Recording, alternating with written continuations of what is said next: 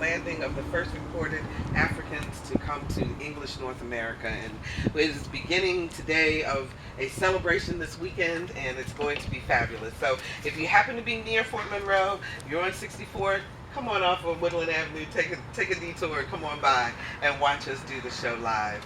So, as I said, Fort Monroe is the site of the arrival of the first recorded Africans to English North America.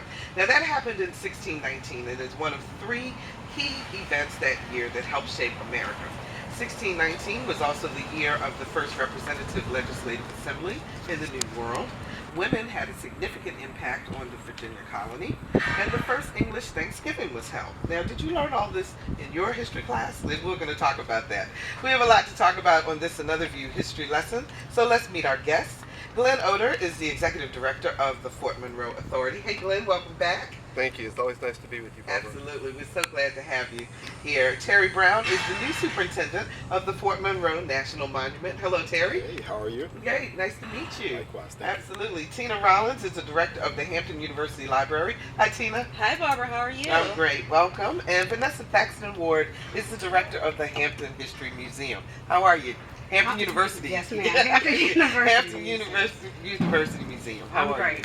Great. Thank you so much for joining us. So, this is a beautiful thing. Glenn, a lot of activities happening around Fort Monroe. Give us a sense of what's going on right now.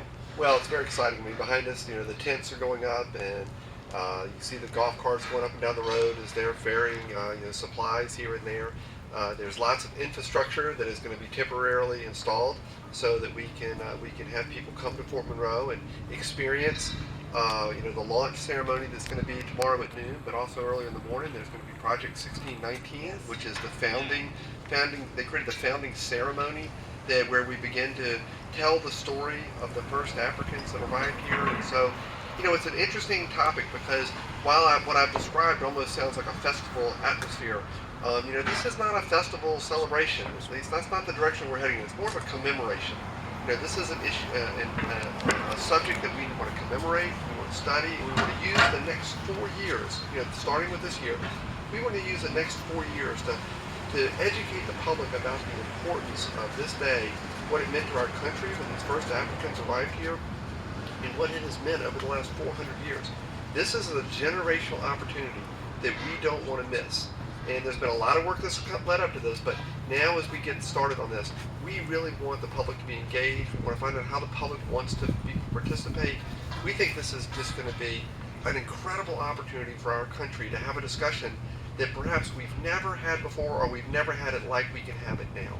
So tomorrow, just for people to have an idea of the events for tomorrow at 8:30, Yes. Tomorrow morning will be the ceremony by Project 1619 Incorporated, which will commemorate the Africans coming over.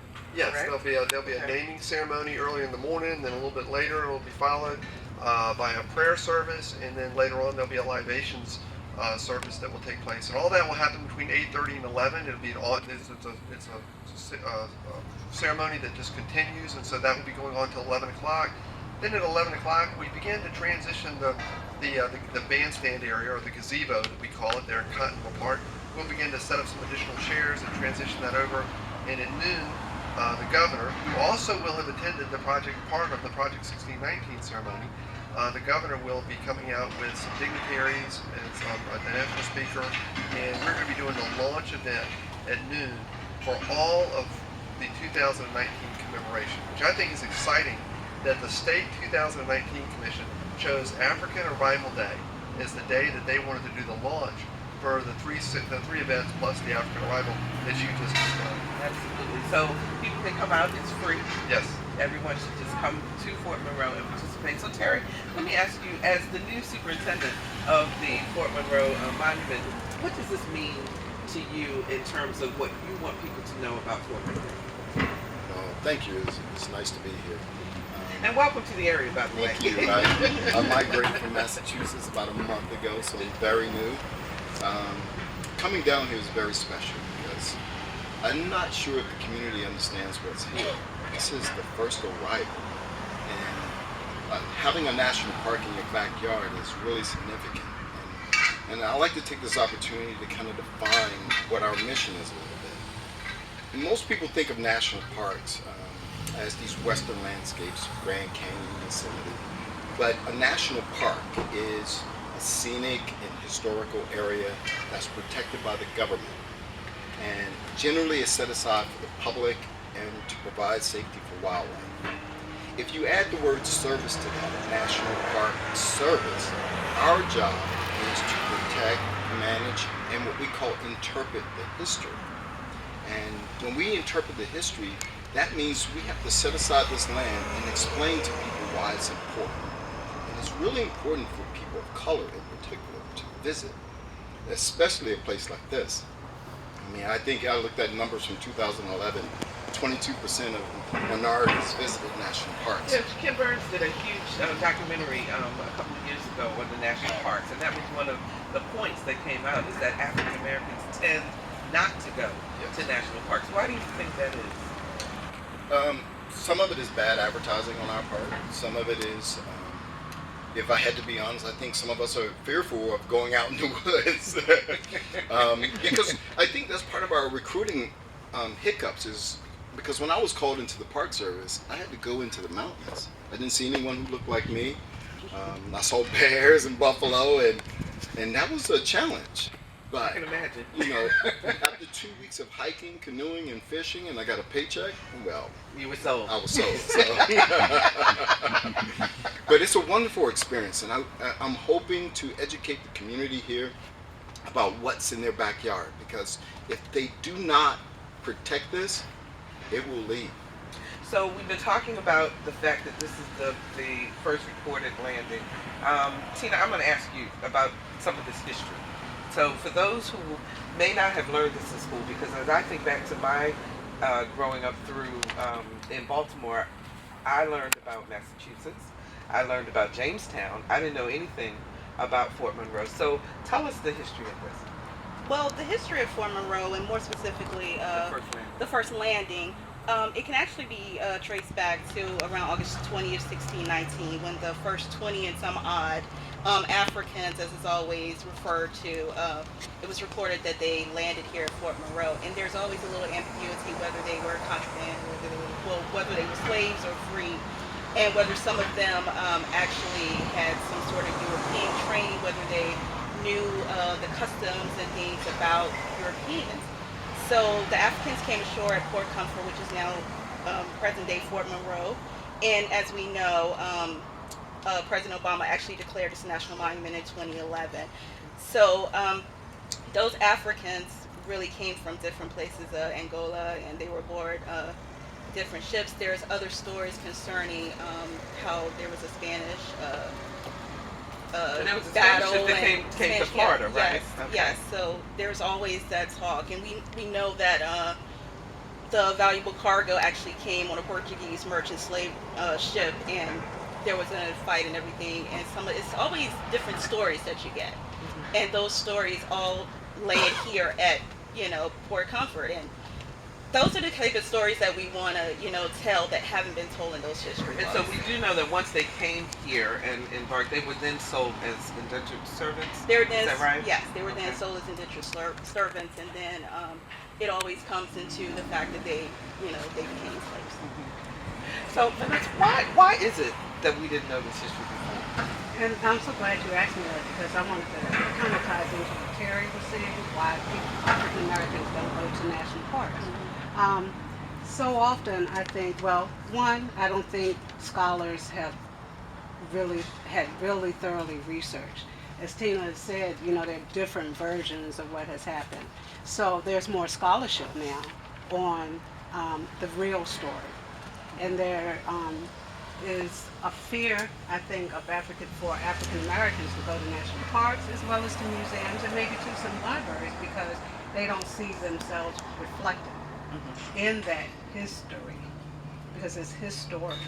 So it can be told in many different ways. Are there things at the Hampton University Museum that reflect this history? Well, we look at some of the 1619, but not so much that. We're more after slavery, during emancipation, Okay. and with the founding of the school in 1868. Okay.